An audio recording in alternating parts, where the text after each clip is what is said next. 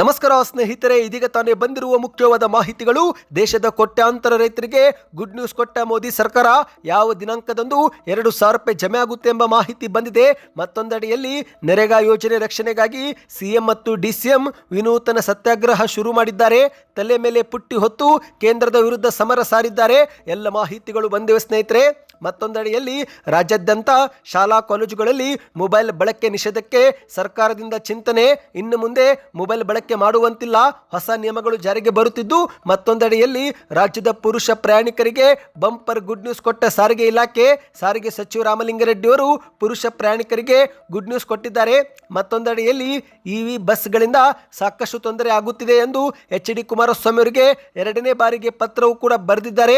Electric ಬಸ್ಗಳ ಅಸಮಾಧಾನ ವ್ಯಕ್ತಪಡಿಸಿದಂತ ರಾಮಲಿಂಗಾರೆಡ್ಡಿ ಅವರು ಎಲ್ಲ ಮಾಹಿತಿಗಳನ್ನು ನೋಡೋಕ್ಕಿಂತ ಮೊದಲು ನೀವು ನಮ್ಮ ಚಾನಲ್ಗೆ ಮೊದಲು ಬಾರಿ ಭೇಟಿ ಕೊಡ್ತಿದ್ರೆ ದಯವಿಟ್ಟು ಸಬ್ಸ್ಕ್ರೈಬ್ ಬಟನ್ ಕ್ಲಿಕ್ ಮಾಡಿ, ಪಕ್ಕದಲ್ಲಿ ಕಾಣಿಸೋ ಗಂಟೆ ಕೂಡ ಒತ್ತಿ. ಇದರಿಂದ ರಾಜ್ಯದ ಮಾಹಿತಿಗಳು ನಿಮಗೆ ಸಿಗುತ್ತಿರುತ್ತವೆ. ವಿಡಿಯೋಗೆ ಲೈಕ್ ಮಾಡಿ ಮತ್ತು ವಿಡಿಯೋ ಪೂರ್ತಿಯಾಗಿ ನೋಡಿ. ಬನ್ನಿ ಸ್ನೇಹಿತರೆ, ಎಲ್ಲ ಮುಖ್ಯವಾದ ಮಾಹಿತಿಗಳನ್ನು ಡೀಟೇಲ್ ಆಗಿ ನೋಡೋಣ. ನೀವು ಕೂಡ ರೈತರಾಗಿದ್ದು ಪಿಎಂ ಕಿಸಾನ್ ಸಮ್ಮಾನ್ ನಿಧಿ ಯೋಜನೆ ಫಲಾನುಭವಿಗಳಾಗಿದ್ದರೆ ಕಳೆದ ನವೆಂಬರ್ ತಿಂಗಳಲ್ಲಿ ಬಿಡುಗಡೆಯಾಗಿರುವ 21ನೇ ಕಂತಿನ 2,000 ರೂಪಾಯಿ ನಿಮ್ಮ ಬ್ಯಾಂಕ್ ಖಾತೆಗೆ ಜಮಾವಾಯ್ತಾ? ಕಮೆಂಟ್ ಮಾಡಿ. ಹೌದು, ಕೇಂದ್ರ ಸರ್ಕಾರದ ಪಿಎಂ ಕಿಸಾನ್ ಸಮ್ಮಾನ್ ನಿಧಿ ಯೋಜನೆಯಡಿಯಲ್ಲಿ ಇದುವರೆಗೆ 21 ಕಂತು ಜಮೆ ಮಾಡಲಾಗಿದ್ದು, ಇದೀಗ 22ನೇ ಕಂತಿನ ಹಣಕ್ಕಾಗಿ ಕೋಟ್ಯಾಂತರ ರೈತರು ಕಾದು ಕುಳಿತಿದ್ದಾರೆ. ಇಂತಹ ಸಮಯದಲ್ಲಿ ಕೇಂದ್ರದಿಂದ ರೈತರಿಗೆ ಒಂದು ಶುಭ ಸುದ್ದಿ ಬಂದಿದೆ. ಹೌದು, ನಿಮ್ಮ ಬ್ಯಾಂಕ್ ಖಾತೆಗೂ ಶೀಘ್ರವೇ 2,000 ರೂಪಾಯಿ ಜಮೆ ಆಗಲಿದೆ. ಹೌದು, ಈ ಕೆವೈಸಿ ಅಪೂರ್ಣವಾಗಿ 1 ರೂಪಾಯಿಯೂ ಕೂಡ ಸಿಗೋದಿಲ್ಲ. ಆದರೆ ಈ ಕೆವೈಸಿ ಪ್ರಕ್ರಿಯೆ ಪೂರ್ತಿ ಮಾಡಿಕೊಂಡಿದ್ರೆ ಮಾರ್ಚ್ ತಿಂಗಳ ಮೊದಲ ವಾರದಲ್ಲಿ 2,000 ರೂಪಾಯಿ ಜಮೆ ಆಗಲಿದೆ. ಹೌದು, ದೇಶದ ಕೋಟ್ಯಾಂತರ ರೈತರಿಗೆ ಸಿಹಿ ಸುದ್ದಿ ಕೊಡಲು ಕೇಂದ್ರ ಸರ್ಕಾರ ಸಿದ್ಧವಾಗಿದೆ. 22ನೇ ಕಂತಿನ 2,000 ರೂಪಾಯಿ ನಗದು ಬಿಡುಗಡೆ ಮಾಡಲು ಮೋದಿ ಸರ್ಕಾರ ಎಲ್ಲಾ ವ್ಯವಸ್ಥೆ ಶುರು ಮಾಡಿದೆ. ಮಾಹಿತಿಯ ಪ್ರಕಾರ ಹೋಳಿ ಹಬ್ಬದ ಸಮಯದಲ್ಲಿ ಈ ಒಂದು ಹಣ ಜಮೆ ಆಗುವ ನಿರೀಕ್ಷೆ ಇದೆ. ಹೌದು, ಪ್ರತಿ ವರ್ಷಕ್ಕೆ 6,000 ರೂಪಾಯಿ ಹಣವನ್ನು ಫಲಾನುಭವಿಗಳು ಪಡೆದುಕೊಳ್ಳುತ್ತಿದ್ದು, ಈ ಒಂದು ಹಣ ನೇರವಾಗಿ ರೈತರ ಬ್ಯಾಂಕ್ ಖಾತೆಗೆ ಜಮೆ ಮಾಡಲಾಗುತ್ತೆ. ಇದುವರೆಗೆ 21 ಕಂತು ಯಶಸ್ವಿಯಾಗಿ ಬಿಡುಗಡೆ ಮಾಡಲಾಗಿದೆ. ಇದೀಗ 22ನೇ ಕಂತು ಮಾರ್ಚ್ ತಿಂಗಳ ಮೊದಲ ವಾರ ಅಥವಾ ಹೋಳಿ ಹಬ್ಬದ ಸಮಯದಲ್ಲಿ ಜಮೆ ಆಗಬಹುದು ಎಂದು ಹೇಳಲಾಗ್ತಾ ಇದೆ. ಹೌದು ಸ್ನೇಹಿತರೆ, ನೀವು ಕೂಡ ರೈತರಾಗಿದ್ದರೆ ಕಮೆಂಟ್ ನಲ್ಲಿ ರೈತ ಎಂದು ಕಮೆಂಟ್ ಮಾಡಿ. ಅಂದ ಹಾಗೆ ಈಗ ಕೇಂದ್ರ ಸರ್ಕಾರದಿಂದ ರೈತರು ಗುರುತಿನ ಸಂಖ್ಯೆ ಪಡೆದುಕೊಳ್ಳಬೇಕಂತೆ. ಹೌದು, ಇದುವರೆಗೆ ಉತ್ತರ ಭಾರತದ ರೈತರಿಗೆ ಇದು ಕಡ್ಡಾಯವಾಗಿತ್ತು.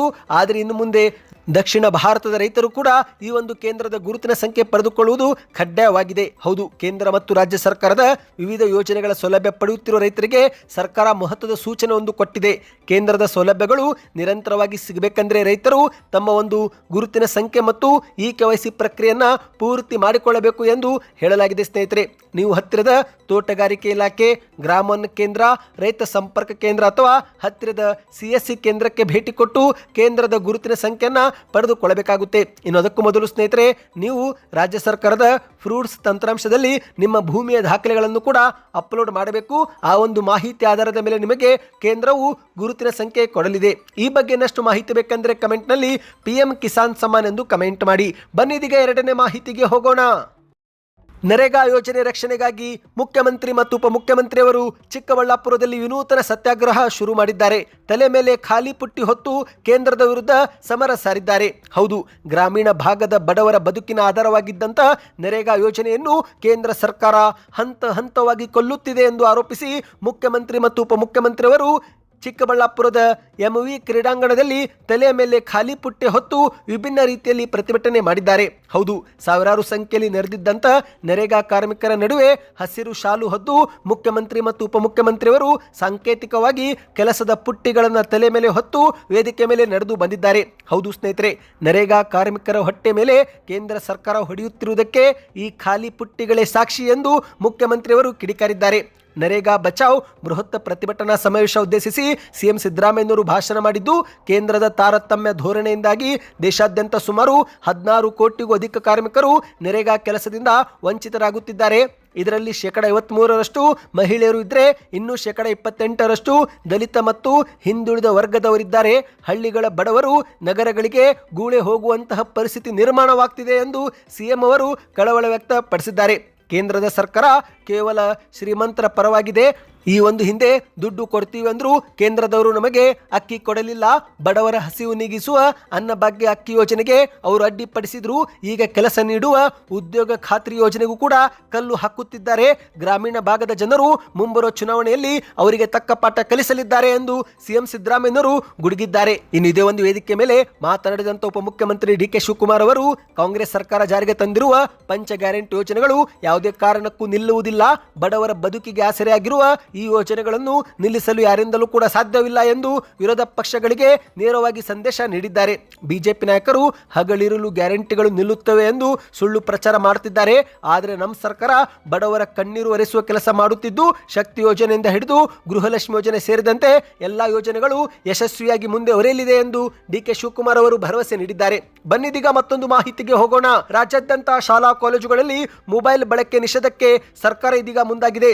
ಹೌದು, ರಾಜ್ಯದಲ್ಲಿ ವಿದ್ಯಾರ್ಥಿಗಳ ಮೊಬೈಲ್ ಬಳಕೆಗೆ ನಿಯಂತ್ರಣ ವಿಧಿಸುವ ವಿಚಾರ ಭಾರಿ ಚರ್ಚೆಗೆ ಕಾರಣವಾಗಿದ್ದು, ಇದೀಗ ಸಿಎಂ ಸಿದ್ದರಾಮಯ್ಯನವರು 16 ವರ್ಷದ ಒಳಗಿನ ಮಕ್ಕಳು ಇನ್ನು ಮುಂದೆ ಶಾಲೆ ಮತ್ತು ಕಾಲೇಜು ಆವರಣದಲ್ಲಿ ಮೊಬೈಲ್ ಫೋನ್ ಬಳಸುವುದನ್ನು ನಿರ್ಬಂಧಿಸುವ ಕುರಿತಂತೆ ಸಭೆ ಮಾಡಿ ಅಧಿಕಾರಿಗಳಿಗೆ ಸೂಚನೆ ಕೊಟ್ಟಿದ್ದಾರೆ.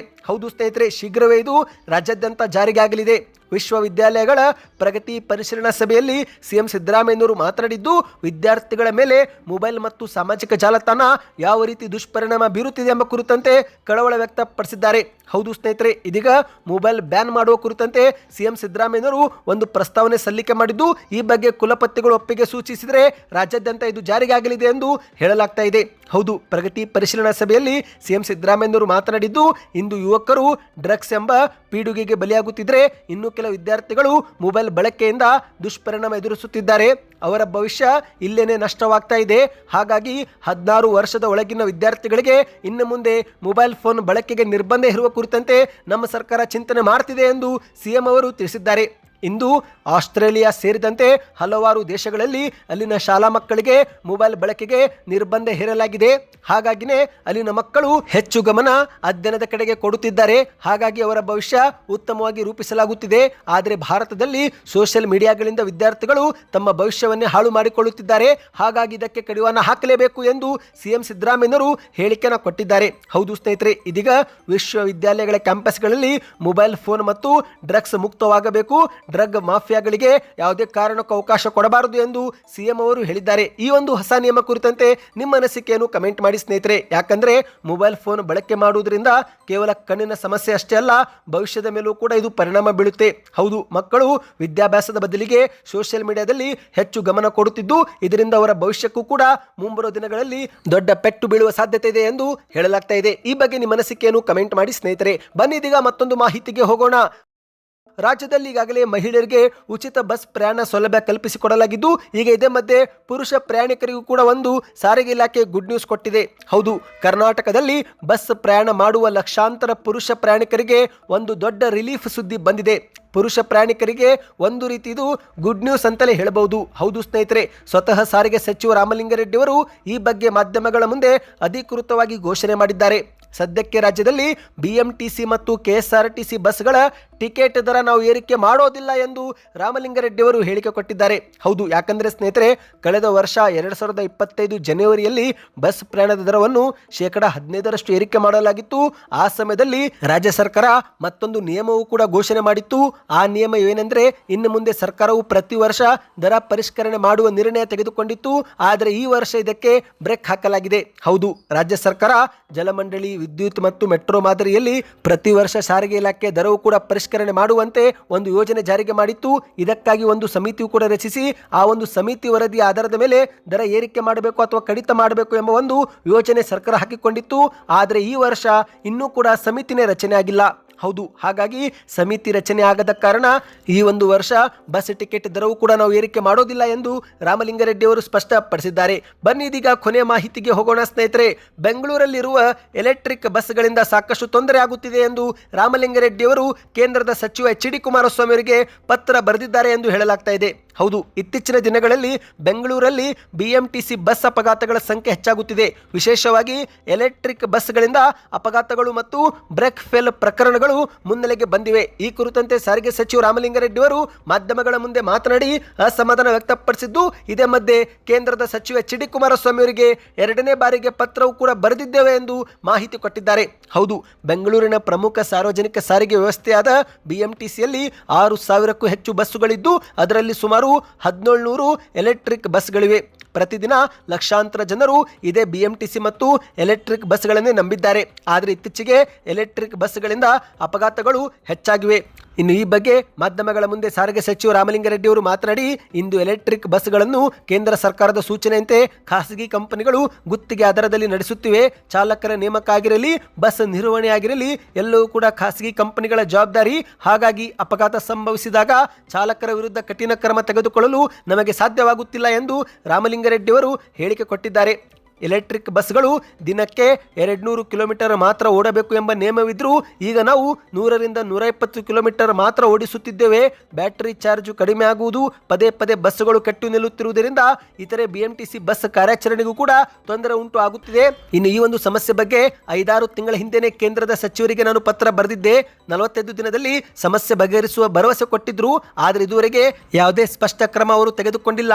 ಹೀಗಾಗಿ ನಾನು 2ನೇ ಬಾರಿಗೆ ಪತ್ರ ಬರೆದು ಸಮಸ್ಯೆಗಳನ್ನ ತಕ್ಷಣ ಪರಿಹರಿಸುವಂತೆ ಮನವಿ ಮಾಡಿದ್ದೇನೆ ಎಂದು ರಾಮಲಿಂಗಾರೆಡ್ಡಿ ಅವರು ತಿಳಿಸಿದ್ದಾರೆ. ನೀವು ಕೂಡ ಬೆಂಗಳೂರಿನವರಾಗಿದ್ದರೆ ಕಮೆಂಟ್ನಲ್ಲಿ ಬೆಂಗಳೂರು ಎಂದು ಕಮೆಂಟ್ ಮಾಡಿ, ಅಥವಾ ಬೇರೆ ಊರಿನವರಾಗಿದ್ದರೆ ಯಾವ ಊರು ಕಮೆಂಟ್ ಮಾಡ್ತಾ. ಮಾಹಿತಿ ಇಷ್ಟವೆನಿಸಿದರೆ ಚಾನಲ್ಗೆ ಸಬ್ಸ್ಕ್ರೈಬ್ ಮಾಡಿಕೊಳ್ಳಿ.